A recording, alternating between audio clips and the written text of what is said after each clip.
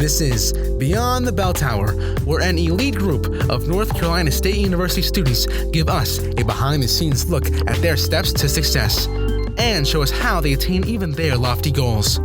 These students, who are in the top 10% of the country, are active in Student Support Services at NC State, a nationally recognized program designed to provide support for low-income, first-generation college students. Nationally, this population has an 11% graduation rate within 6 years.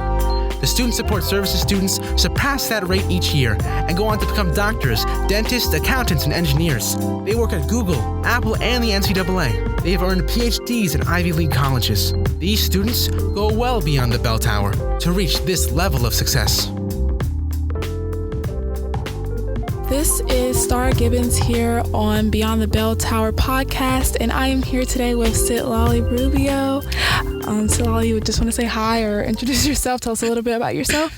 Hi, my name is Citlali Rubio. I'm currently a senior here at NC State, also studying political science and international studies with a minor in French. Wow. And I just got back here from studying abroad in Brussels, Belgium, spring semester. Oh, wow, that's really, really cool. Citlali also just she hosted a workshop at TRIO's fall conference this year where she talked about her study abroad experience with other TRIO students. And I heard it was really powerful and impactful. I haven't had the chance to study abroad yet. It's something that I'm trying to plan out, but that's really, really inspiring that you've even been abroad at least once. So how did you, have you always wanted to study abroad, or how did that come about? Yeah, when I came into college, I knew that was something I definitely wanted to do at one point. It was just a matter of figuring out where, what semester worked best, and just what was the best fit for me and how I was going to pay for it. Okay, so speaking of paying for things, are you, how do you identify with TRIO? Are you first gen, low income background, rural background? First gen and low income. Okay, so with that in mind, how did you work through that, knowing that you can't afford something but really wanting to do it? So how did you even start that process? Well, it was honestly a matter of trial and error.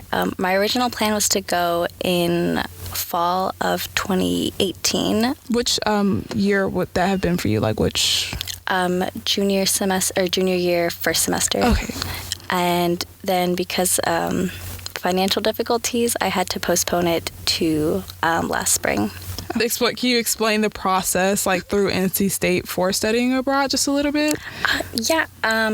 So first you have to do a Study Abroad 101. Before this had to be done in person at the Study Abroad office in Holmes Hall.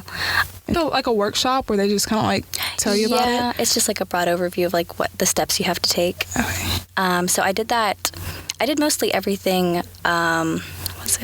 spring 2018 because the plan was fall 2018. So I did most of everything that semester. I originally wanted to do, I think, Paris or somewhere in France because I was a French minor and my original goal was just to immerse myself in French. Right. But then I found out that I think to do that you had to have a 202 level in French, and at that point I think I was only taking 201. So I just decided to look at other options because I did really want to do it in the fall. Brussels was the best fit. At first, it was something I just kind of settled on. I was like, okay, I can't do France. I guess Brussels is the next best option. But then after looking into the school there and just Belgium as a whole, it was a really perfect fit for me as a political science and international studies major. Did you kind of do you did all that back end research by yourself, or did you have someone kind of recommend any programs? And another question is kind of a double question. Did you have to pick your program before you started the application process, or before you really started getting into the process? Yeah, I think the application was original, I guess a broad study abroad application, and then after that there was a program specific one. Okay. And so after looking, I looked into each individual program and which ones like NC State had. Like NC State has a direct program in France. The one in Brussels was not through NC State. I had to do it through a third party. How was that? It was a bit more challenging and a lot more expensive had I just done it through NC State. Right. But I think in the end it was worth it. I kind of started like the application process for study abroad, but then I'm just at this point like I'm over it. And my advisor told me, she was like, yeah, you've already taken too many of your GEP. So at this point, like, she's like, at this point, then the best way to like go abroad would be like through an internship or like a service, not a service break, like just something small to do something random. Yeah. There's not like a class or anything like that.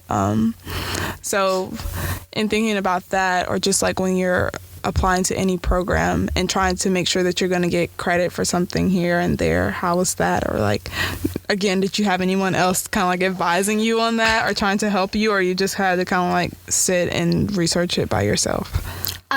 It was, I guess, a mixture of both. Like I had to figure out because I had to go to like a lot of different advisors for different things. So like as a double major, I had to go to one advisor to make sure these classes were approved, and then my other advisor to make sure that these classes would count.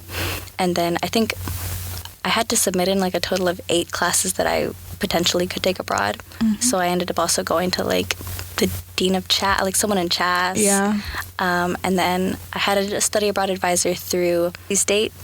But since it wasn't an NC State program, it was like through a third party. She was kind of like the advisor for everyone doing those types of programs, not specific to the program.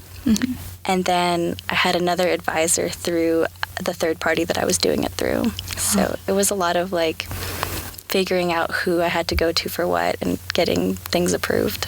Yeah, that makes sense. How many classes did you end up taking abroad? Like while you were there, did you just do like 1 or 2 or or how does that work as far as like course load, or what's that like? So I wanted to take a lighter course load while I was abroad.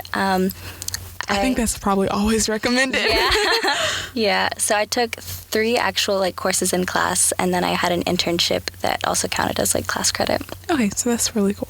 And do you think like if you couldn't take an actual class, do you think you still would have done like the internship, just that abroad? I mean, because it technically counts for a class, but just that experience. Like only go abroad and to only intern? Yeah. Like one of the reasons I did choose Belgium was because I wanted to intern, or like I wanted the chance for like an international internship. But I don't know if I would have like been able to afford going abroad just for like the internship opportunity. Yeah. Or at least definitely not in Europe, maybe like Latin America. Right. How's that how's your study abroad experience like showed up like now that you're back here, as far as like with French and everything like that? Do you think like how has it impacted you overall?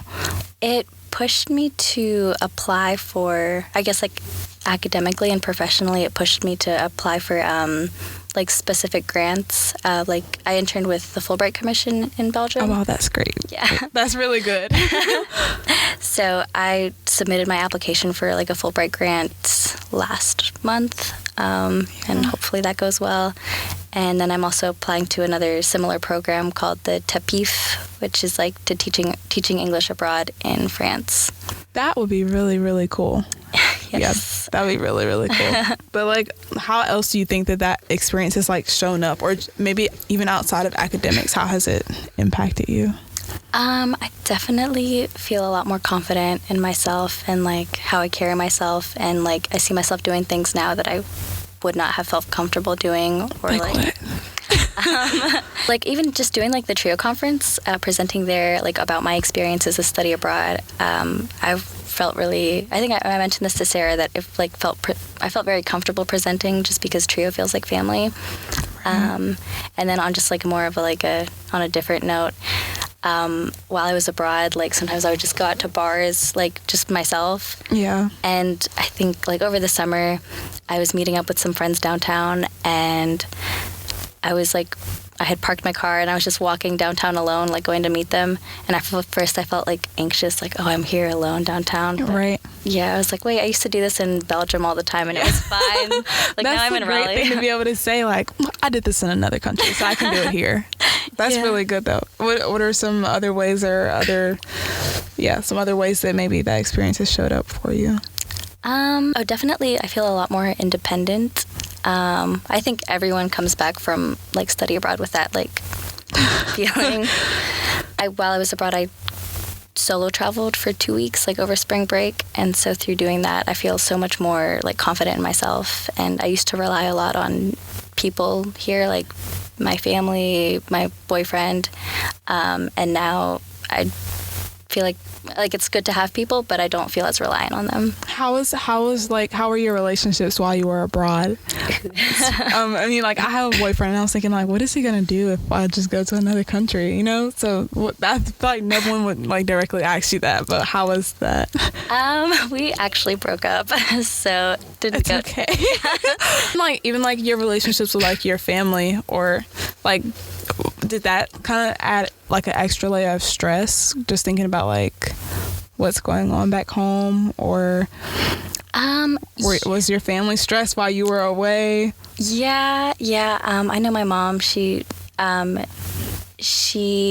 I live at home now, and at the time she was just living like I have a sister, but she goes to UNC Charlotte, and so she was away at school. I was away in another country, and so kind of just knowing that she was like, my parents were also divorced, so knowing that she was just kind of there like on her own, that kind of affected me. But she was very supportive, and I mean I knew that she was going to be supportive, but part of me was still like, I know she wishes like I was back home. Yeah. I feel like I kind of share that experience, even being here, and my mom is at home by herself, and I'm just like thinking like, is she okay? Like, kind of me wanting to be the mother, like, is she okay? Yeah. She's by herself. Yeah. I wonder if something's going on and she won't tell me because I'm away, or because she doesn't want me to worry, or Yeah, I mean, so, like, I also have, like, my father, I knew he was going through a difficult time as well, and, like, I would call my mom and, like, ask her about that, and she didn't want to go into detail because she just wanted me to, like, enjoy my time abroad and not have to worry about what was going on back home. Yeah. But that's fair. It's difficult, but that's fair. Yeah. Parents are like that. Let's see. Where's your like family from, or where? Oh, my mom lives in Greensboro. Like, we're originally from Maryland, but she moved to Greensboro like my senior year of high school, so I'm here, which isn't far, but still. Yeah, it can feel far. Yeah. Have you been on any of like the alternative service breaks? Yeah, I think spring 2018, so my sophomore year. Okay, so this was before you studied abroad, right? Yes. Okay, so that's really cool. So you did kind of like not a baby step, but yeah. I was to Dilley, Texas, so it wasn't like too out there. But I went with a group here from NC State to a family detention center in Texas. Had you ever been out of the state before? Yeah, I was born in Michigan. So, okay, cool. Yeah. Okay, cool. So you travel a lot then, right? Do you go back there, or do you stay here? Just like I'm mostly here. I don't go back to Michigan too often. I have like a little bit of family there, but I mostly just stay in North Carolina. Yeah, that's fair. But tell us about Texas. So yeah, it was done through a group on campus that I'm also a part of, Students for Immigrant Rights, and the president of the club like organized she really helped organize the trip, and we were volunteering with the CARA Pro Bono Project, and they were helping provide, it was a family detention center, so it was just women and their kids who had been detained for crossing into the United States. And so we were helping them. It was basically like giving them legal advice, maybe not legal advice because we're not lawyers, but helping them like walk through the asylum process, and like they would tell us their stories on like why they had to flee their countries, and we would tell them like they had to be interviewed. It's a whole complicated process like in getting to the United States, but the first step is like an interview, and then from there, if it goes well, they can go on to the next step of seeking asylum. So we helped them basically say or hear their stories and tell them like what to emphasize on and like what parts to focus on so that they would have a positive response in their interviews. That's really, really cool. I know that's probably like really emotional too. The first thing that I'm thinking about, like that comes to mind, I don't know if you watch this show, Orange is the New Black.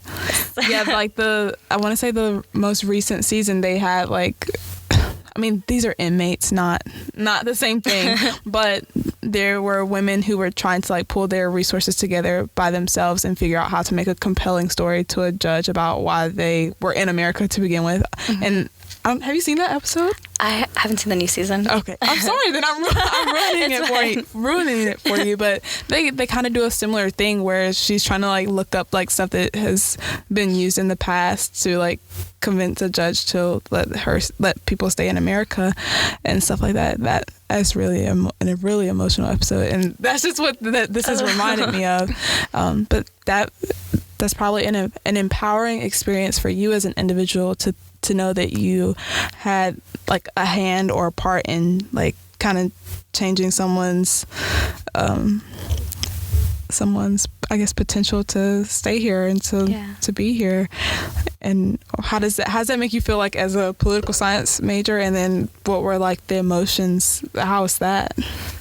It was a lot to take in. When we first came back, we had like a debriefing because everyone was very like affected emotionally. I know a lot of us we ended up going to counseling for a bit just because it was a lot Right. to take in at once, and a lot of us did come from like immigrant or Latino backgrounds, so it was even more like we felt like we could have been in those shoes easily, or like our parents had even been in those shoes. Right. But it also like really brought us together, and I mean, I know me personally, and I'm sure a lot of others in the group, it made me like super grateful for the opportunities that I have here, and it made me want to like more passionate about helping the immigrant community. But I guess on the flip side, there is also like a lot of burnout from activism that comes with that, and it's like you can only do so much. Yeah. As a fellow political science major, I have not had a unique experience like the one that you just described to us, but I can definitely kind of see myself getting burnt out already just trying to be active on this campus, you know, like, and that's really difficult when you're really passionate about something, but then it's like, is my change actually impactful? Yeah. Like, how much change is going to be necessary to make a big impact? Or like, is this really a cause that's worth fighting for? Or is it like a lost cause? Yeah. Things like that. That's really tough. But at least you all were brave enough to seek counseling afterwards. I mean, that's great. That's a great resource to have if you want to. I do remember like when we first landed, we debriefed at the airport, and just all kind of like, it was a really like nice just to like all be together, and several people on there were, myself included, were like, this was one of the most, if not the most like impactful experience of our lives. And then coming home, I was very like, oh, everything's fine. And I remember coming back to my house, and I saw my mom, and I just like broke down into tears and was like, thank you so much for everything you've done for me. Yeah, you're making me want to cry now. But because I can only imagine, like, you know what I mean? And that's the thing, like, you don't have to imagine because you've actually been there. So, yeah. Oh, I'm sorry. No, you're fine. And also too, I guess that kind of like community building for you to share that experience with people from a similar background, and for people who are passionate about the same things that you're passionate about. Are still like in contact, like regularly? Yeah, we have a group chat. We actually named it, I think it was Traumatic Bonding 2018. And yeah, we had a meetup, I think it was last fall, that we all, even though it was well after the event, we like all caught up. I wouldn't say we all like keep in touch because a lot of people have graduated, but like the group chat's still there, and like the love's there if it's ever needed. Yeah. How did that make you feel at the time? Like, could you see like a difference in like your sense of community before you did before you went on that trip, and then afterwards? Like, I know sometimes it takes like finding that group of people or having that experience on campus or through NC State to make you kind of actually feel like to kind of create a bond with the NC State name, because like we can all say go Wolfpack or yeah, we're part of the Wolfpack, but was that one of those times where you actually felt like you had built your own Wolfpack within the Wolfpack, you know? Yeah. And we went on to host a couple events on campus. Like we painted like the Free Expression Tunnel. Oh wow. Yeah, about like end family detention. And then it was like all the group from like the spring break trip. And then we had an event where it was like a panel where we all discussed our experiences and kind of like educated the community on family detention. And then later at the beginning of the summer, we went and met up with Congressman David Price. And wow. Yeah. That's really cool. Really, really powerful. I think after that was the summer. It was family detention got really it was really in the news for I think Donald Trump had done something. I'm trying to think what it was. It was like there was like a lot of protests. You want to just tell everybody that's listening what family detention is, just in case they don't know? Yeah.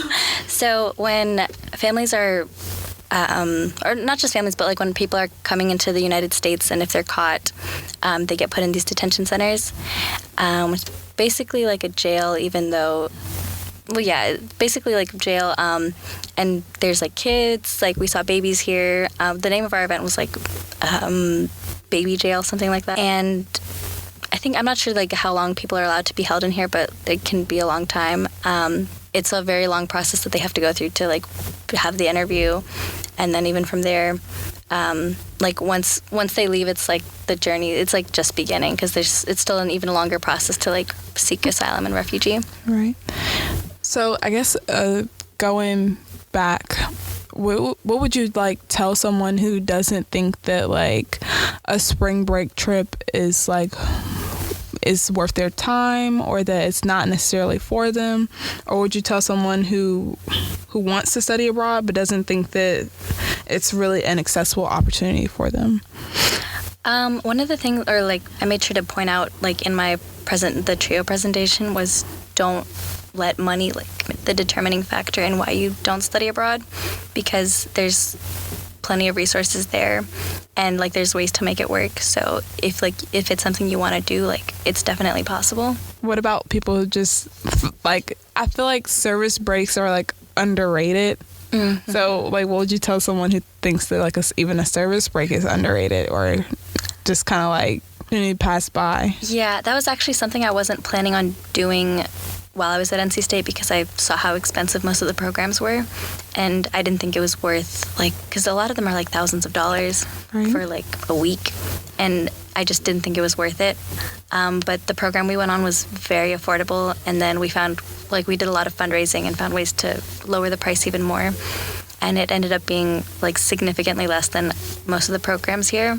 Just like some people think like they just, I mean, if you don't want to study abroad, that's fine. Mm-hmm. But some people just have like no interest or no curiosity about those things, you know? So how would you kind of sell this experience to someone else who's... I mean, if you're going to do it for like any reason, I guess it makes you more employable. Like experiences like that are good for, like it's a good thing to talk about it on an interview. It shows you're like able to work in difficult circumstances.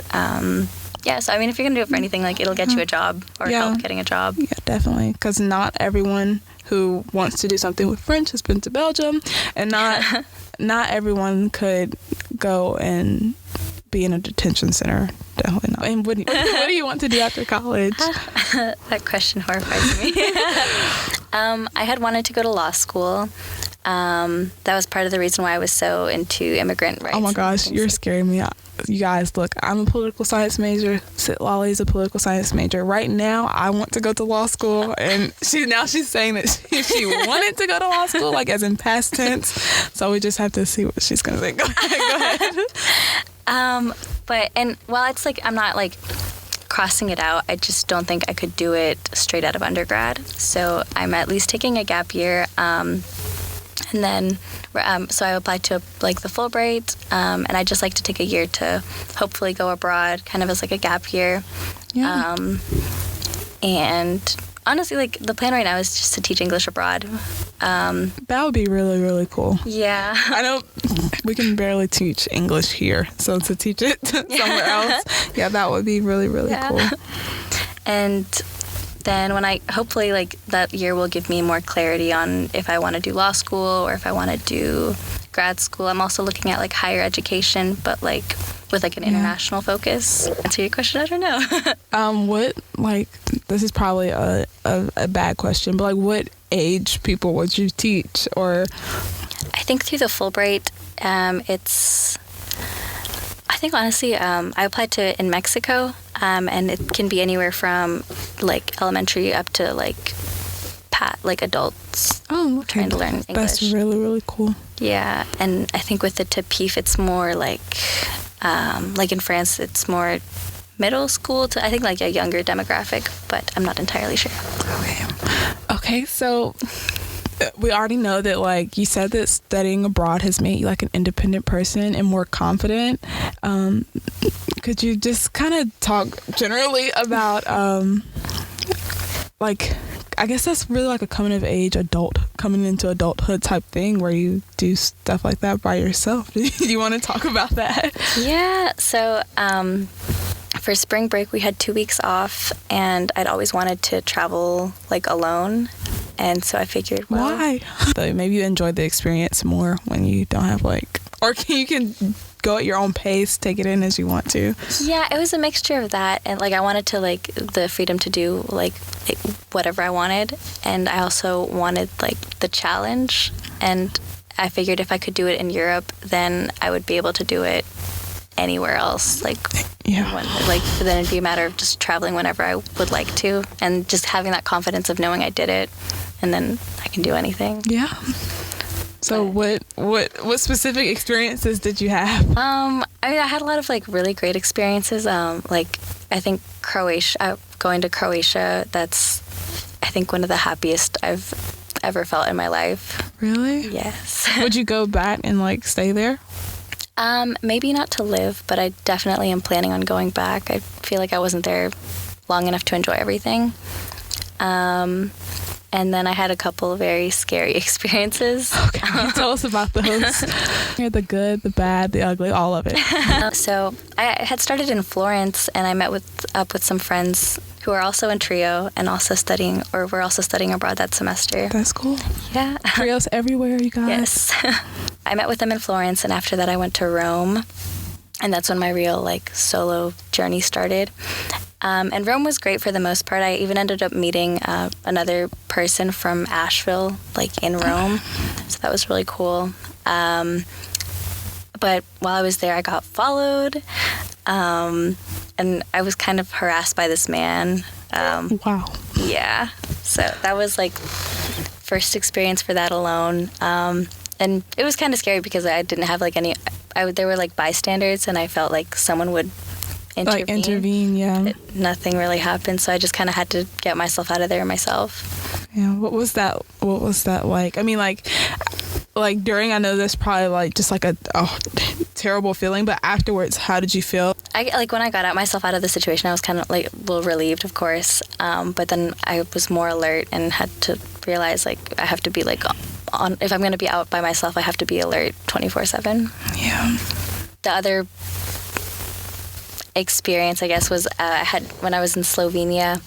I went to take out money from the ATM, and the machine like ate my debit card. So oh my gosh. Yeah, I would have melted down. I did. I had like two cards. I had my Wells Fargo card from like the United States, and I had a Belgian debit card, and the Belgian debit card had I think like €5, like almost nothing on it. And my Wells Fargo card had most of my money on there. And I went to go take cash out because I think at the time I had like €10 left. So I needed more. And I put it in, I think like 2 times, and it kept saying something in Slovenian. And I was trying to figure out what it said. And then the last time I put the card in, it didn't give it back. What did you do?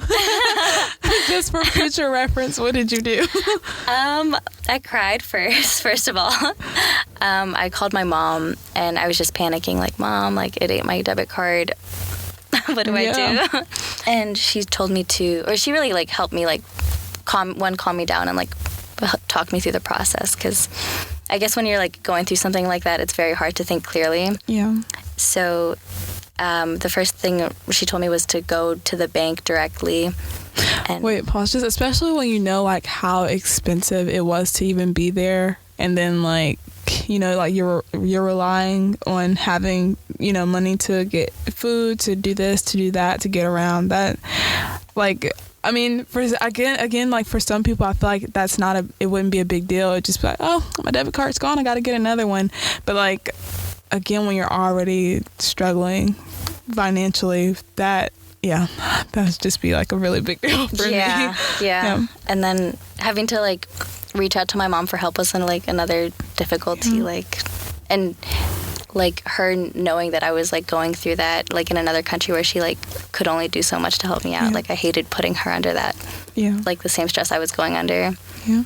But you survived. I did. Yeah, so Lali is alive and well, you guys. And she still had a great experience, study abroad experience. Yes. So. But what other, like, big takeaways have you had from all of this traveling? Or, yeah. Well, from that experience, what ended up happening was my mom she was going to wire me money to my Belgian card. And later that night, well, when she had gone to the bank and done everything, she called me later that night and told me that it would take, I think, like 5 to 7 business days. Oh, wow. Yeah. And I think at the time I had, maybe like 10 euros, and I still had a couple days left on the trip before I was going back to Belgium. So I was staying in a hostel, and I remember... What's that? Oh, it's like a mixture between, like, a college dorm and a hotel. It's like you're basically like, you get a bed and, like, a locker, and you crash with a bunch of strangers. Okay. Yeah. Okay. It's like an affordable alternative to a hotel. Right. So just part of the experience. Yes. But I went down, like, to the hostel I was staying in and talked to the front desk people, and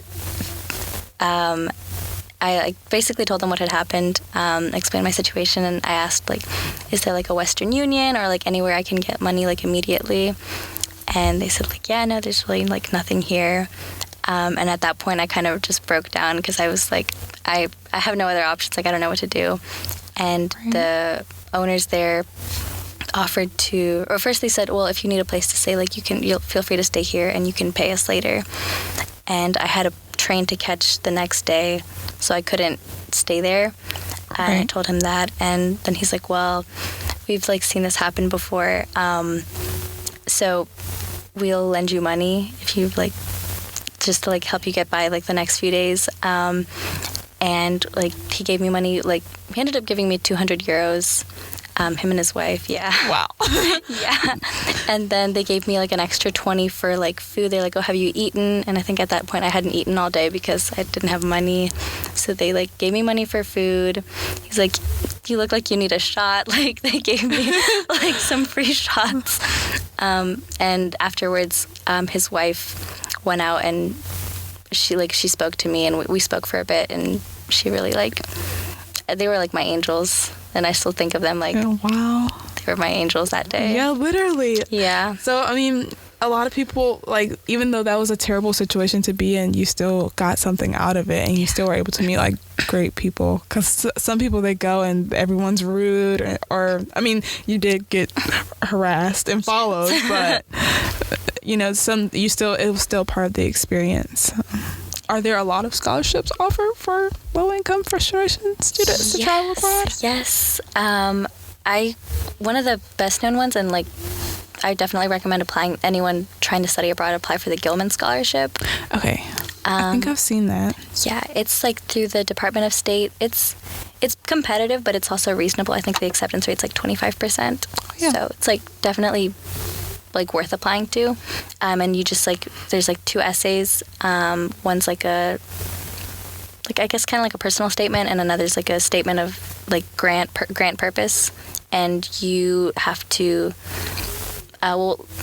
like the whole thing is you study abroad, and then when you come back, you have to do some type of like service type thing. Right, which is usually not that hard. Yeah. So I have a friend who she went to Ecuador, and she got it also in the spring semester, and then she just went and like did a presentation at her high school and talked to them about study abroad. So it was, I think she got like a couple $3,000 or $4,000, and that's, wow. Yeah. And NC State has a similar one, but it's like only within NC State. Also pretty competitive. The NC State Study Abroad or Chancellor Study Abroad Scholarship. I received that one for last semester, and it's just, you get like also a pretty good amount of money. Like I got $3,500. Now that I'm back, I have to do like 3 different study abroad like services. So like, and one has to be specifically for like an underrepresented group. So for mine, like I did the TRIO conference. Yeah. And then I just like volunteered at like the study abroad fair and just like things like that. So it's definitely doable. Yes. So definitely look into the resources that are out there. So yeah. Another issue I ran into like in trying to study abroad was with my visa, and that was also partly my fault because I waited. It was a very long process. There was like a lot of different steps that had to go into it, and going to like, I had to get like my fingerprints taken at like an FBI detention center. It was like some barely, like I think it was like the Wake County like jail center or something. Yeah, somewhere I was like, why am I here? Yeah, but, not fun. Yeah, I had to get like my fingerprints taken. It was like a lot of different documents that I had to go to different people for, and then I had to go to Atlanta to do like the actual visa interview thing, and I waited till the very last. Well, it was a long process, so I did everything throughout the course of the semester, but like I didn't go to Atlanta till like December, and I didn't get my visa until after I had bought the plane ticket. So I ended up having to get a new flight, and it cost an extra like $300. Wow. Yeah. That, I don't know, I guess from that I learned just do everything on time, or like don't wait till the last minute. Yeah. But still, I mean, I guess kind of anticipate a long and complicated process. Yes. But at the same time, that did not stop you from going. You could have just been like, to hell with this stuff, I'm not going anywhere. You know what I mean? And you didn't let fear stop you from going either. So that's something to be really proud of, because some people are like, no, Citlali said that this happened to her, so I'm never going. But you still got something out of it. Yeah, study abroad. Do it. TRIO Student Support Services Program and Student Support Services STEM are federally funded college retention and completion programs. These programs focus on academic, personal, and career support for under-resourced undergraduate students. At TRIO SSS and SSS STEM, our goal is helping our students reach their goals. We are currently accepting new students to our program. Apply today. Go to www.ncsu.edu to learn more about student support services at NC State.